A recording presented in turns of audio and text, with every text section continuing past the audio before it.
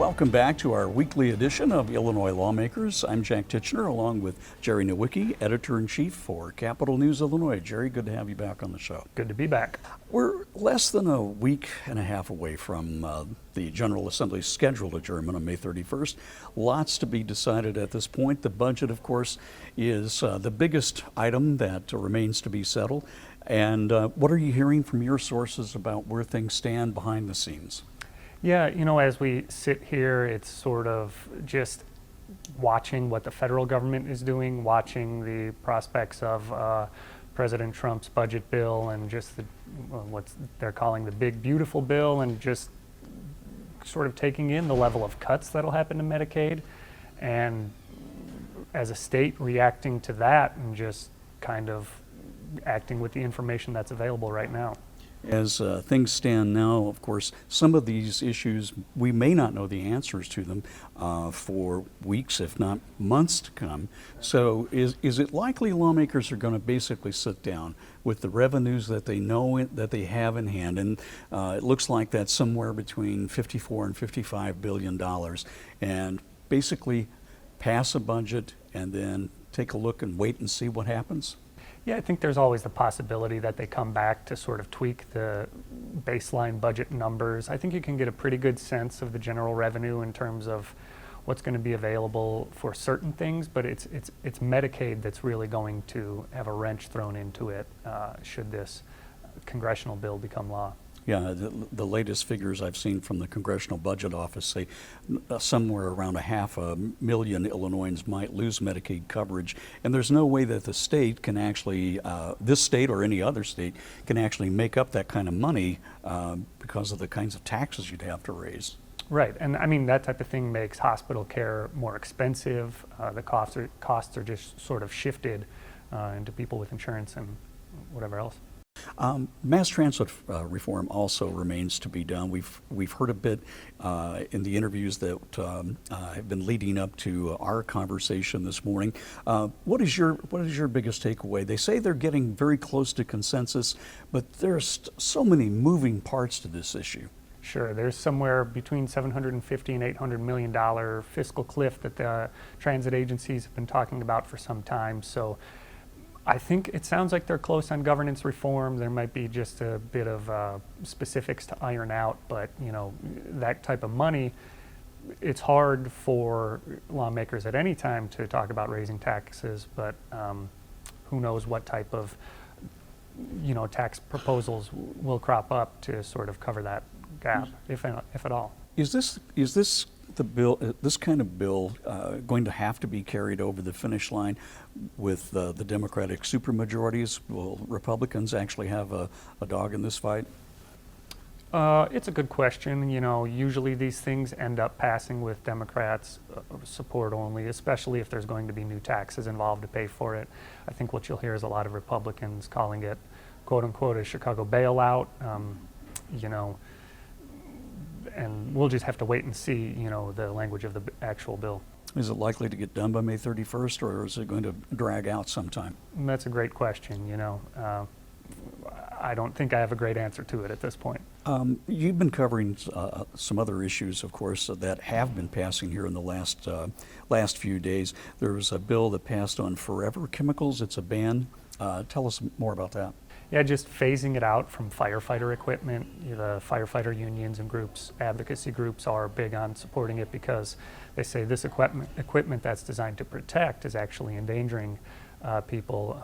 It's an elevated cancer risk for exposure to it, but it's also used sort of flame reduction and stuff like that. So it'd be interesting to see how that works out. There's been other action on fronts like the passage of a prisoner review board reform bill that would give victims more rights when it comes to the release of their offenders, and then more on tougher background checks for police officers because of the Sonia Massey case here in Springfield. Anything you expect in the next few days that will come to fruition? We've got about 20 seconds left. Yeah, we've just been watching bills like those to ban solely community college courses solely taught by AI. So that type of stuff is interesting. Jerry Nowicki, thanks so much for your time on Illinois Lawmakers. Thank you. Leading off this edition of Illinois Lawmakers, a newsmaker interview with Democratic Senate President Don Harmon of Oak Park. Welcome back to the program, Mr. Great to see you. Thanks for having me. Let's start in general. When you went into this session, what were your priorities for the spring session, and how are they playing out now as the session is, well, basically about a week and a half away from completion on May 31st? Well, at the beginning of a legislative session for me, in my role as Senate President, my only personal priority is making sure we pass another responsible, balanced budget. Beyond that, it's trying to make sure all the members of the Senate have a chance to represent their districts and to pass legislation important to them. So we're doing fairly well on both counts. Well, with respect to the budget, we now know that we have about $500 million less than what the governor originally proposed for FY26. So the budget looks like it's going to come in somewhere between $54 and $55 billion. Is that about right? Am I in the neighborhood? You're in the right neighborhood. Yes, we're wrestling with all those fine details right now. You said that this is going to be an incredibly difficult year budget-wise and conditioned your members to this. The speaker was here last week and he said, we're going to spend what we bring in and nothing more. What did you tell Senate Democrats about what their expectations should be? Well, we have finite resources and infinite demands, as we always do. This is a tougher year than we've seen in recent years, certainly the toughest since I've been Senate President. We have some newer members who've never had to put together a budget like this one. So we tried to make sure people tempered their expectations. They focus on the things that were a priority for the broad districts that they represent, and not to expect much new spending on new programs. You've also said that whatever baseline budget passes by the end of the month, it could be upended by a tweet from President Trump. The president's big, beautiful budget bill just passed. What are the potential implications for Illinois? The potential implications could be devastating if things go the way some of the folks in Washington want them to go. It's not unique to Illinois. There's no state in the union that could survive the sorts of cuts they're proposing to health care for working families. That said, you can't predict the unpredictable. We're going to pass a responsible, balanced budget with the information we have today, and we'll deal with the future in the future. Speaking of the health care issues, the Congressional Budget Office is saying that the budget reconciliation plan could cost Illinois something like $24.4 billion a year over a 9-year period, and the CBO numbers mean nearly a half a million Illinoisans could lose Medicaid coverage. Is that your chief concern? More than anything else, the fact that our friends in Washington are throwing working families off the health care rolls in order to finance tax cuts for billionaires is unconscionable, and there's no state in the country that can backfill those sorts of cuts. It's going to be catastrophic for working families. Back to what we know for the moment, how are the budgeteers in each caucus trying to make up the difference in that $500 million that apparently won't be there? Where will the necessary cuts be made? Where will the priorities be? We're going through that exercise right now. The governor's office has worked in partnership with the House and the Senate. We're trying to economize on some of the administrative expenditures that the executive branch would make. Our members are trying to focus on the things that really drive us. The unifying factors are continued investment in education from early childhood through high school and into higher education. Healthcare, trying to make sure we do what we can with the resources we have. Housing, the sorts of investments that make sure people have a good place to live. So the governor said that there won't be any new taxes, no general taxes, no income tax increases in this. So that limits lawmakers. You don't have a lot of budget wiggle room in there because a lot of the spending in healthcare, education, and the like is already mandated either by law or by court decisions. Again, nothing about this is easy. As you note, the governor in his introduced budget proposed some fairly modest revenue enhancements that don't impact working families. We're going through the list of things like that, trying to make sure we maximize the revenue that's currently coming in without putting an additional burden on families across Illinois. The other big issue, among many issues, of course, is mass transit reform. The Chicago Transit Authority, MetroPace, and the Regional Transportation Authority collectively face something like a $750 million deficit later in fiscal year 2026. The federal pandemic money is running out. If there is no new money, RTA officials say their services might be cut as much as 40%.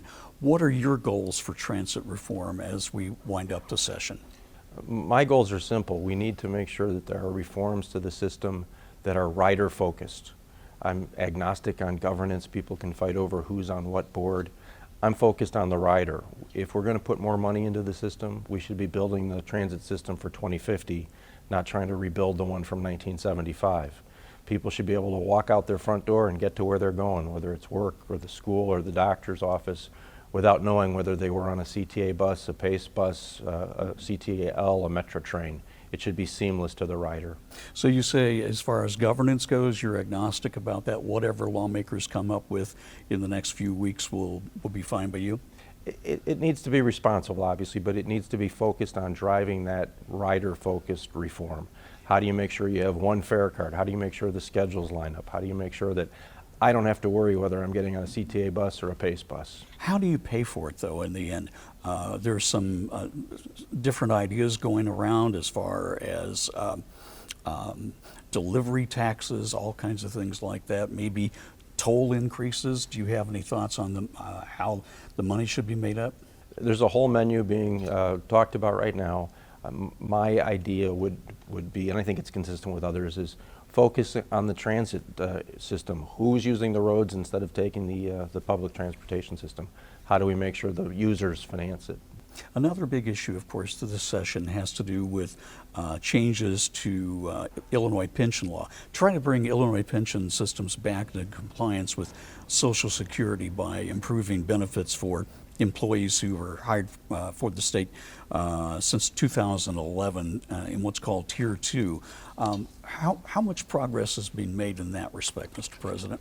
We've had some excellent conversations. I think a lot of progress has been made. There's broad-based recognition that the Tier 2 pension has some legal infirmities that will need to be addressed and some practical challenges. We want to make sure people are attracted to and retain public employment positions. All of the solutions, however, require more money, and this is a year when we just don't have much more money. So I expect some of those conversations to continue into the summer. So you're saying this will probably go past May 31st as far as that goes? That's my expectation today. Mm-hmm. Another issue, of course, has to do with higher education funding reform. You're looking, Leader Lightford is proposing a bill that would completely overhaul the way the state funds public universities, kind of along the lines of what you did back, 2017 with K through 12 education. How would this work? Well, I really applaud Leader Lightford's work on this. She's shined a bright light on the deterioration of funding for our public universities over the last decades. She is, I think, appropriately using the model we developed for grade schools and high schools to drive funding where the evidence says it's needed.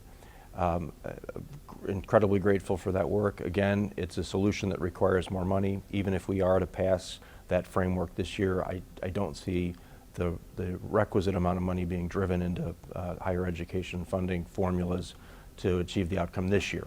So we're going to have to wait and see on that. I wanted to ask you another question about something that was a legislative priority for your own agenda. Both houses have now approved Senate Bill 19 to reform the Illinois Prisoner Review Board. What are some of the key components of that reform? This is a long overdue modernization of the Prisoner Review Board. If you think back 60 years when most every prisoner in Illinois prisons was eligible for parole, it's just a different model. This is a model that focuses on crime victims, victims of domestic violence. We're improving the professionalism of the Prisoner Review Board members so that they're well trained to tackle issues that they weren't asked to tackle 60 years ago. So grateful for the partnership with the House and the Governor's office on making that happen. One of the aspects of this is it gives victims the ability to file victim impact statements ahead of the hearings. How would that help? I think it's important for the Prisoner Review Board members to understand how their decision would impact someone who's in the community and would be directly impacted by someone leaving jail and returning to the community.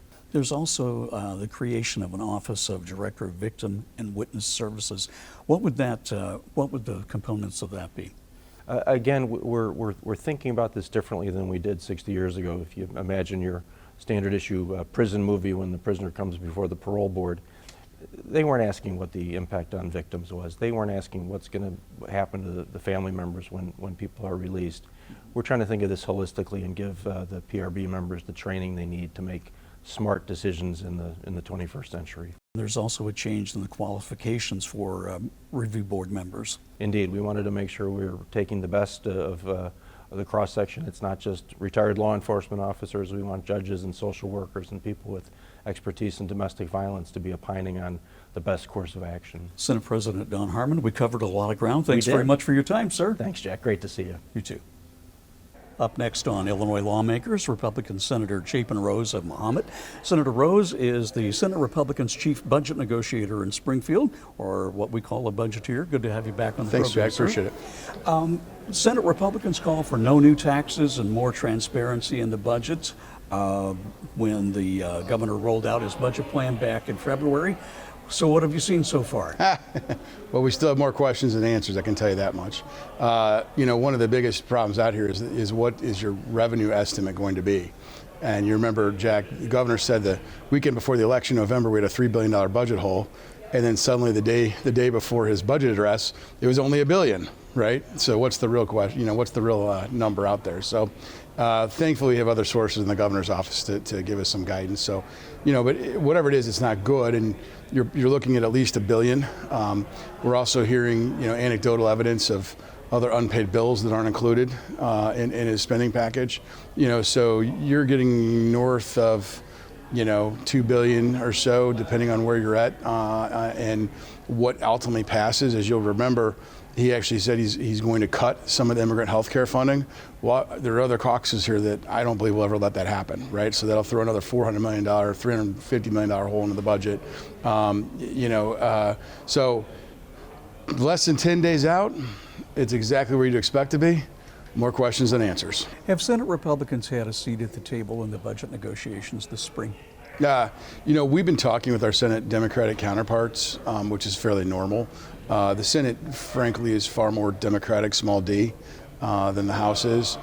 We have conversations all the time. And so, we've got things we're backing, and I know that they are aware of those things. And, but I'll give you an example.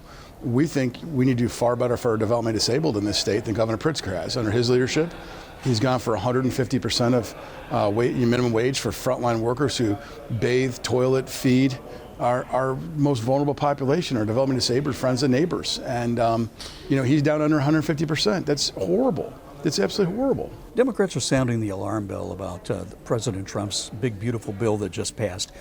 They're worried about the impact on Medicaid. Do you share their concerns? Well, a couple things. First of all, we've been very clear and asked every agency director and the director of GAMBI, how many cuts have we actually had in next year? And the answer is not many. There's a lot of smoke, but so far nothing has been passed into law, okay, that actually is going to make it to a cut in this state. And even, for example, some of the cuts that you just referenced in a bill that passed one chamber has not become law yet, still has to go through a reconciliation process. You're talking about things that would be in the out years, not this current fiscal year. But let me say this too. Remember, under President Bill Clinton, who I will remind everyone was a Democrat, the last time they did workfare, right, expenses actually went down because as people found gainful employment came with, health benefits, and then suddenly they're not on Medicaid. So, there's a lot of opportunity there too to help the state budget.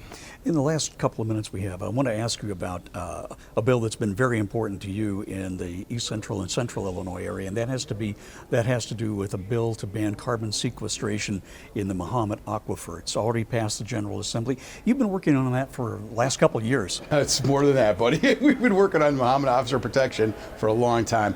Look, it's not just Mahomet. The Mahomet Aquifer serves 1 million people in Central Illinois, from Indiana to Missouri. It's a huge area. It literally goes from Havana to Hubston. Okay. Everything from Bloomington to Champaign-Urbana, again, all the way to the Mississippi River. So 1 million people. There's nothing more important than protecting our water supply. Unfortunately, last year, Governor Pritzker put that in jeopardy by signing a bill to store carbon dioxide in the water. If it leaks, gets into the water, it converts to carbonic acid. This is not anything anyone wants in their water, okay? Trust me on that. And in fact, despite all of us in the Central Illinois on a bipartisan basis saying, do not do this in Central Illinois, he signed that bill without the ban on the Mahomet Aquifer, the only sole source aquifer. That's a key point here, Jack. There's no second supply. You can't just flip a switch and turn on a tap from somewhere else. This is our only source of water for 1 million people. He signed that bill anyway. He didn't know at the time, but we all know now, is he went to Decatur to sign it on top of a sequestration center, storage center. It was already leaking when he signed the bill, okay? This is not safe technology. And nobody, including Governor Pritzker, can say it's safe because it was actually leaking when he signed the bill. Got about a half a minute We need left. to ban it. About a half a minute left. This is only for the Mahomet Aquifer. Does it apply statewide? It applies to sole source aquifers, which under the U.S. federal EPA, there's only one of those, which is the Mahomet. Again, sole source meaning we have no other place to go. If you screw this up, you don't have water. Republican State Senator Chapin Rose of Mahomet, thank you very much, sir. Thank you. Appreciate your time.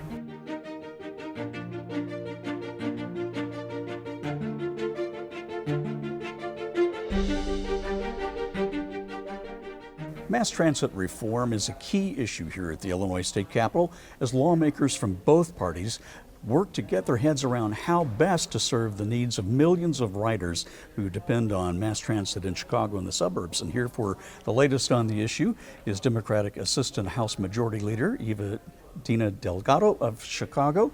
You're one of the lawmakers leading this effort, and you've been working on this issue for a long time now. That's correct. I mean, if we get down to it, I've probably been working on this issue for about 20 years, so it's exciting. It seems like every 10 years or so, and I've been coming here since the early 90s, we seem to be back in the same boat. Why is this such a complicated issue to solve? So the reality is, if you look at the history of transit dating back to the 40s and the 30s, it's never been funded at an appropriate level. So that's the baseline issue, is that there's never been enough money infused into the system to make it really sustainable. We saw a big change in the 40s. We saw a big change in the 80s, saw a big change in the early 2000s, 2007, 2008, and we're back again dealing and grappling with the same issue around funding. And now we're at the situation where the deficit may be upwards of $1 billion in another few months. It's reported that you and your colleagues are coming to some consensus behind the scenes on how to deal with the issue. What progress have you made? So it's interesting that you asked that question because I just walked out of a negotiating session to come and meet with you here today. We have made a huge amount of progress related to reforming the overall system.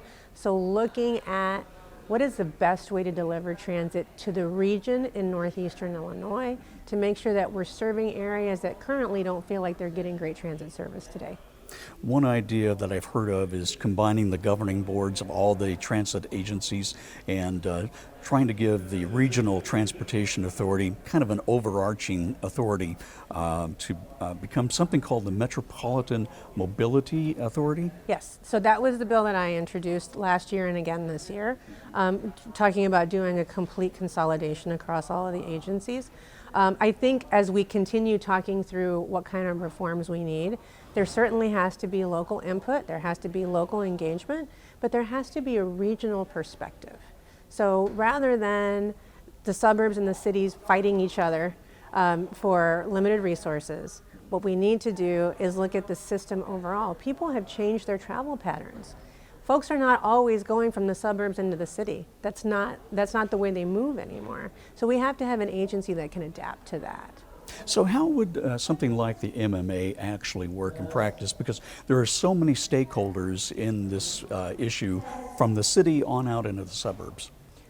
So the idea would be that rather than thinking about the borders, right? So the border of Cook County into the collar counties, there would be continuous travel moving across there, being able to move people from suburb to suburb.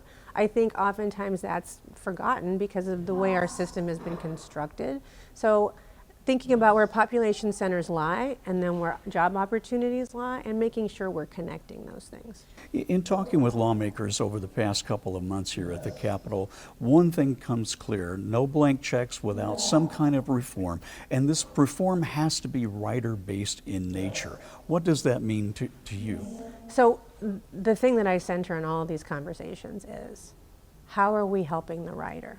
I want the rider's experience to be seamless. I want, my dream is someday in the future that people choose transit first instead of getting in their car. But the only way you do that is by making it easy to use, making it accessible to use, making those experiences easy so that people don't have to think too hard about how do I get from point A to point B. How do you solve the problem? I've heard some reports that the state might consider something like taxing deliveries or raising tollways, toll fees. What's under discussion at the moment? Everything's on the table right now. I'll put it that way. I mean, so we have to first talk about reform. I think many of my colleagues want to make sure that whatever it is that we're investing in, it's something that's ultimately going to work for their constituents, for the people of the state of Illinois, for the people in northeastern Illinois in particular. So we got to get reform right first. And then we have to talk about what is the most sensible way of funding that. Is it likely that this will be accomplished by May 31st? Well, that's what May 31st has always been my deadline. And I just want to remind you, I've been working on this for almost 20 years. We've been talking about this as an issue for at least 4 years now. So we've been very methodical about how we approach it. Good luck to you in the next few weeks. I really appreciate it. Assistant House Majority Leader Eva-Dina Delgado of Chicago, thank you so much. Thank you. Appreciate you. Illinois Lawmakers continues. I'm Jack Titchener along with Jerry Nowicki of Capital News Illinois. Jerry, next week is the last scheduled week of the spring session. What do you think is going to dominate next week's headlines if you had a crystal ball? Well, it'll be the budget and just whether or not they're able to come to an agreement, whether you see the same type of issues that we saw last year where they barely had enough Democrats in the House to approve the revenue bill at, I think it was 4 or 5 a.m., just working straight through the night. So that's the type of thing you watch for every year, just how much disagreement there is and how easy it is for them to get it across the finish line. Have there been any rumblings in the House Democratic Caucus about Speaker Welch's decision last week to expel Representative Fred Crespo from the caucus meetings over his budgeting ideas? Not publicly, but I don't think, I also haven't heard anyone saying, we really needed Speaker Welch to do that. It was a great decision, I mean, rumblings, sure, but no one's really speaking out publicly about it. And there's another issue that we're waiting to see what happens with that, and that is higher education funding reform. Anything new on that front that we expect to break in the next few days? I really haven't heard too much about it, but that's also one of those type of things that comes together last minute, and they kind of rush it through committee, rush it to the floor. So we'll see if it happens. How do prospects look for some community colleges teaching four-year baccalaureate programs? It's seeming like it might be still a struggle despite universities taking no position on it, some of the universities, but it might still have an uphill battle, just judging by some of the comments from members of the Black Caucus, an important committee chair in the House. Thank you very much. Jerry Nowicki of Capital News Illinois. That is it for this week's edition of Illinois Lawmakers. So long from Springfield.